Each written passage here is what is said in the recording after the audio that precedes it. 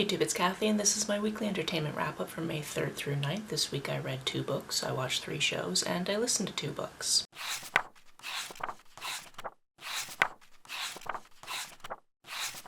First this week I read a graphic novel called Mismatched. This is a YA graphic novel retelling of Emma, and I've never read Emma, so I can't really comment on that aspect of it. However, I can comment on the fact that in this adaptation of it, many of the characters are queer. In fact, this takes place primarily with members of a GSA.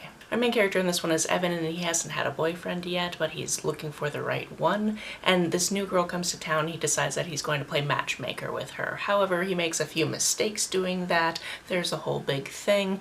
If you've read Emma before, maybe this plotline makes sense to you. Again, I've not read the original, so I can't tell you about that. I can tell you that this was full of shenanigans. It was kind of cute. I enjoyed my time with it. Next I read Marooned. This is about 18 contestants who have to survive on an island in Samoa, and it is definitely based on a reality TV show that you can probably guess the name of. Our main character in this one is a lawyer from DC named Ryan, and he is going on the show because his parents died when he was 16, tragically in a car accident, and from that point he was raised by his sister Ariel. Recently she has gone through cancer. She is in the clear at this point, but obviously being in the States, this racked up a lot of medical bills, and he would love to win the show so he can pay off her medical debts. Going into the show, he's not really the strongest guy, but he's definitely very strategic. But within the first few days, he not only seems to have an alliance, but he has a little bit of a problem because somebody in that alliance seems like he could be a threat, but also seems like Ryan might be falling in love with him. If you've ever watched the actual reality show that this reality show in this book is based on, I think that you'll enjoy this, especially because it doesn't stray too much from that format. However, this doesn't veer into becoming something akin to fan fiction for that show, because even though this show is very, very similar, it's not like it's very easy to make a one-to-one comparison between different contestants that you might have seen on the show or even the host of the show. Sure, a lot of the challenges will seem very familiar, the structure of the show is very familiar, but because you're getting the perspective of one particular contestant, I think those similarities are forgivable. Moving on to what I watched this week, of course we watched another entire series of Jet Lag, another series of Tag Across Europe, and it was a lot of fun to revisit. This one didn't have the same geographical locations as the previous two. They were trying to get to different locations, but it was still a really good time. We also then stayed up to date on the current season, finding out who won that season, which was really, really fun. But if you're not on Nebula, you can't watch it until Wednesday, so I won't tell you who won. This week I also realized when I left off watching Veronica Mars, I only had 2 episodes left in the 3rd season, so I finally finished that off, and then I went directly into the reboot season, season 4, that happens about 10 or so years later. I'm not sure exactly how many years, it might have been more like 12 or something like that. But this is a season I have actually seen before. However, when I watched it, I didn't really have the context of everything from the previous 3 seasons because I think, as I've mentioned before, I think I only ever saw the 1st season of this. So of course there were characters I was familiar with, but I hadn't seen them all the way through the 3rd season, and it was really fun watching the first couple of episodes of the 4th season and being like, oh my goodness, they brought back this very minor character, or this character I didn't expect to get a lot of screen time, or oh my goodness, they brought this character and what are they doing with him? Oh, they've bait and switched it. Okay, cool. Also, additionally, I definitely complained about the cover they did for the 3rd season of Veronica Mars, and this season has a different cover, and at first I was like, okay, it's a woman's voice, so I kind of like that, but then that also makes me wonder if the lead singer of the Dandy Warhols is dead, so I had to look that up. And no, he's currently still living. But then I looked up who actually did the cover, and it is one of the founding members of the Pretenders, so I'm definitely okay with this cover. It's definitely better than the 3rd season one anyway. Like I said, I remember quite vividly how this season ends, and I'm kind of mad that there isn't a 5th season, but I'm still going to enjoy myself going through the rest of this season, because there's a lot of loose ends that I'm excited to see wrapped up.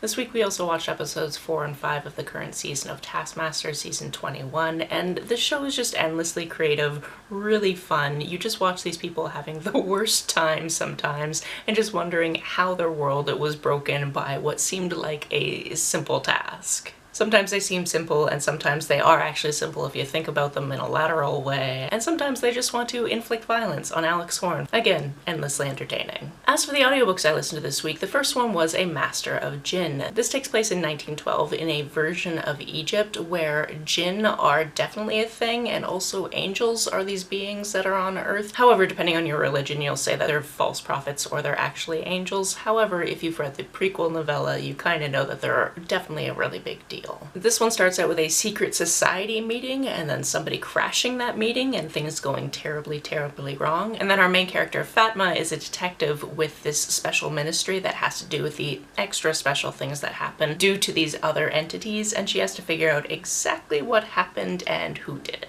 I am really glad that I took the advice of reading the prequel novella, A Dead Djinn in Cairo, before going into this, because they talk about the case that happens in that novella a lot in this one. It's actually how she met her partner, which also definitely comes up in this book, so it was really good to get all of that extra context ahead of time. I also really enjoyed the world building in this, and I thought this was an ongoing series. Technically, I think it's an ongoing series, but there is no publication date scheduled for a second book. I don't even know if the author is working on it right now, so we'll find out. My other audiobook was the start of another series, at least I'm pretty sure it's the start of another series, and that's called The Tainted Cup. This one takes place in a very interesting fantasy world where I was so excited I went into this not knowing anything because it is so different than most things I've read before. This one is about this person who is in kind of a military role where he's had these augmentations so that anything he sees or is in the room for, he can recall verbatim in reports to his superiors.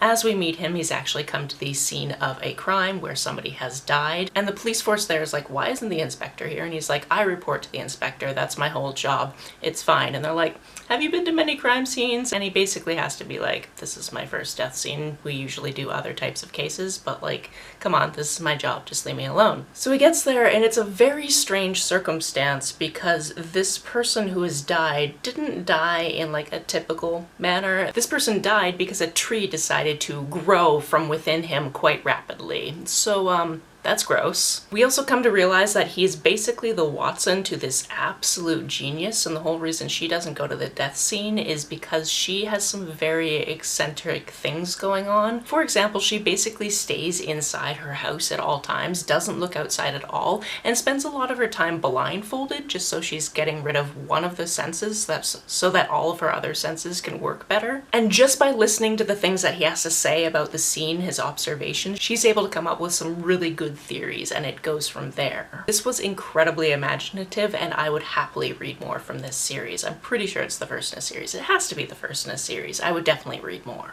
That's it for this week. If you've read, watched, or listened to any of these, let me know about it down in the comments below. On the way down to the comments, if you hit that subscribe button, that would be very nice of you. If you don't feel like leaving a comment but want to make sure that I know you're here, just leave me an emoji or a smiley face if you happen to be on your keyboard. Some people have asked if there's a way to financially support this channel, so I set up a Ko-fi account, which is a digital tipping service. The link for that, as always, is down below. You can like and share this as you see fit, and I will see you very soon. Bye!